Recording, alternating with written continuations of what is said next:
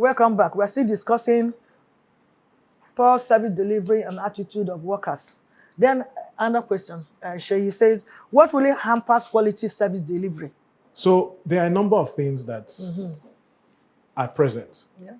So let's talk about what makes for good service delivery. Then when you see that those things are absent, it's inevitable that you have poor service delivery. Yeah. You mentioned something earlier, policies. Yeah. That is the first thing. What is determined as good service in every organization? So as a business owner, as a worker, the first thing you need to be able to do is to be able to walk into a place. If you walk somewhere, you need to understand what the standards are. What is the policy that says this is good service delivery? Does it mean you get there at a particular time? Does it mean that this is how you must react to a customer? I worked in organizations where it's important, like in hospitals, they will tell you, we don't want people to stay in line for more than 5 minutes before they are attended to. So it is up to the people who are working there to make sure that 5-minute time gap, somebody is there looking at it. Even some things that are as simple as how their restrooms are kept. I remember I was in a popular restaurant several years ago, and I went to use the restroom, and as I walked out, their manager, who happened to be a white fellow, walked into the toilet immediately after, and then came back out again.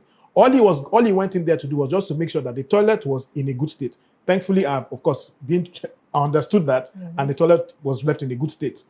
And sitting in the restaurant, I noticed that each time somebody went in and came out, they went back in to check again, because they wanted to ensure that every customer in that place had, in quotes, a good toilet experience. Meanwhile, they're a restaurant. So it's important at all times that you understand, first and foremost, what is the standard. Policy important. Number 2 is, are you training workers? Are workers trained? All too often, business owners will hire somebody, just like you said earlier, somebody you know, somebody from, and there's no problem hiring family members. There's no problem hiring friends. But as soon as they come in, take them through a very standardized process that says, this is our expectation, this is the time you're supposed to do what you're supposed to do, this is what you're meant to do, and let them be trained. And it's not once, it's constant retraining, constant retraining. So training is important. Number 3 thing is, think about communicating clear goals. Let people know within the organization that this is the expectation. It's one thing to have a policy, it's another thing to have right training, but goals must always be continually communicated. Goals and objectives. Goals and objectives. Exactly. And I think the 4th thing would probably be, what is the work culture? What is the work environment? And that is something that is so, so important. And I'll emphasize this or illustrate this with a personal example. So my son goes to a particular school now. How did we find that school? We had moved from where we were living, and we needed a new place for him to go to school. And we took the time to go around. But one evening, we were driving out, and it was after school hours, and we saw a particular school. I said, this looks interesting, let's go in. It didn't look very much from the outside. So we got there, they had closed. It was the security man that asked us, oh, what have you come here to do? And for me, that was already very different, because there's something I call gate man syndrome.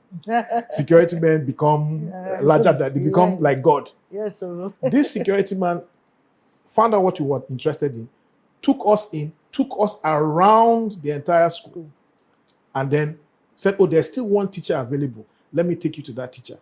By that time, personally, I was already sold. Because for me, if the gate man of this institution can behave like this, it already tells me that this is a great institution. Do you see the little things again in that my teaser? Have you seen it now? Yes. This is just the only thing that convinced him. Absolutely. The attitude of the gate man. It's just as little as it is. The man maybe say, I didn't even know that this one just did, will make this man to come. Maybe if I may ask for that, he may even as he living, he find something for the gate man. It's possible. He has gained favor and all that.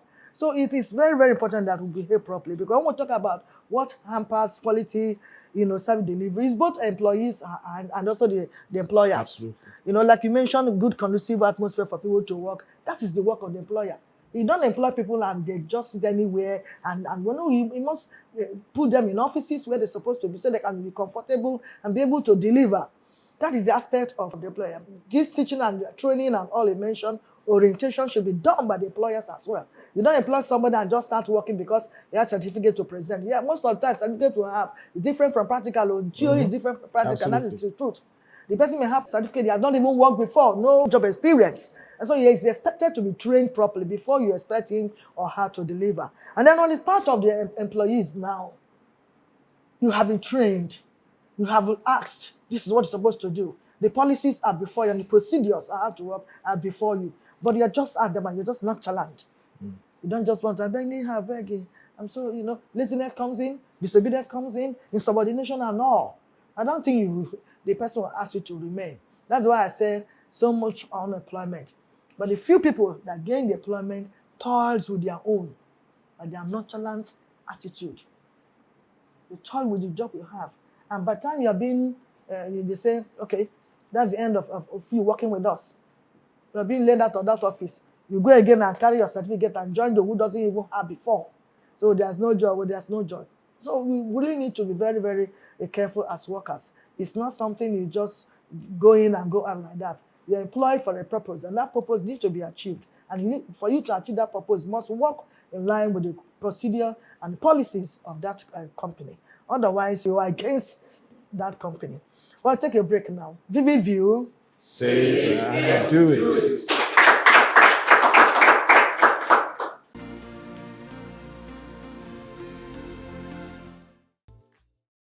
Well, welcome back. Dr. Sheyi, again, what are the roles of business owners in boosting and sustaining quality services and delivery? I know I've already mentioned some of them, but can you see Yes, on that? I'll add to that what you said. Everything you said is absolutely correct.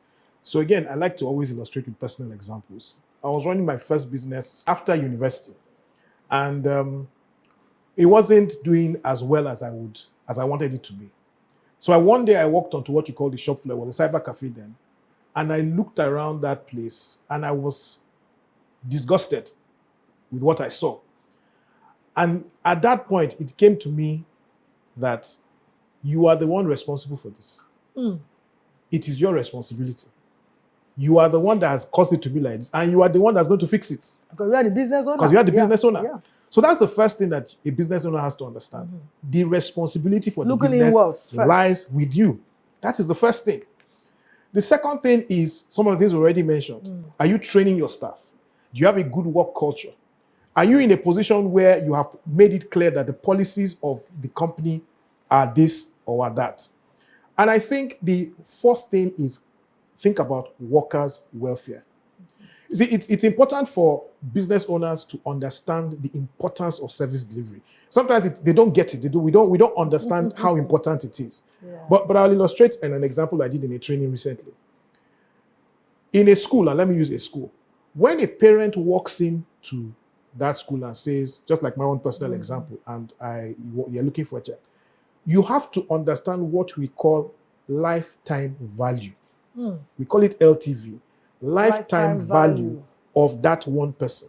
So for the audience, people who are thinking about businesses in future or working, understand lifetime value is a very important concept. And what does this mean? It means that parent probably has come there because they have one child. And they're looking to put that child in that school. Now, that child will stay in that school if your school is good for 6 years. And if you have secondary, 12 years.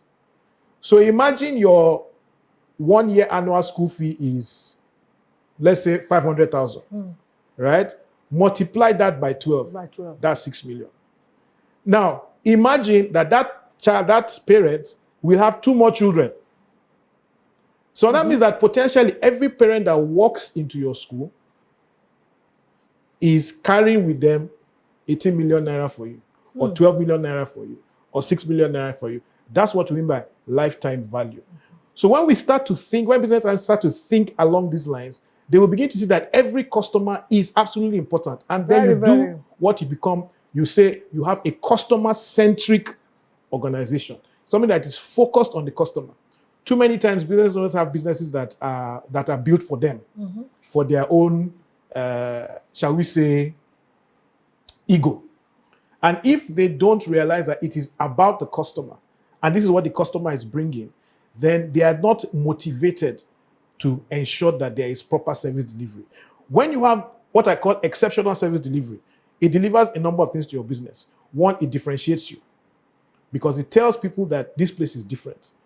I can have 10 schools on a road, but it is the way I am treated in that school. There can be 10 restaurants on a road. It's the way I'm treated in that restaurant. Because after all, food is still food. But if the person who sells me the food does it with a smile. See, there's one thing that I tell people. There could even be referral. You can refer. Oh, exactly. They become advocates and apostles and evangelists of your business. Here is the secret. Nobody wants to be unhappy spending their money. We already give up so much to make that money. Everybody in the audience, you will agree with me that it is impossible that you go to a place, you are spending money and they make you unhappy. You will not go back. Exactly. So you will go to a place that when you are spending the money, they make you happy that you are spending the money there, no matter how much or how little, how big the money is. So it is important in a customer-centric organization, make the customer happy spending that money.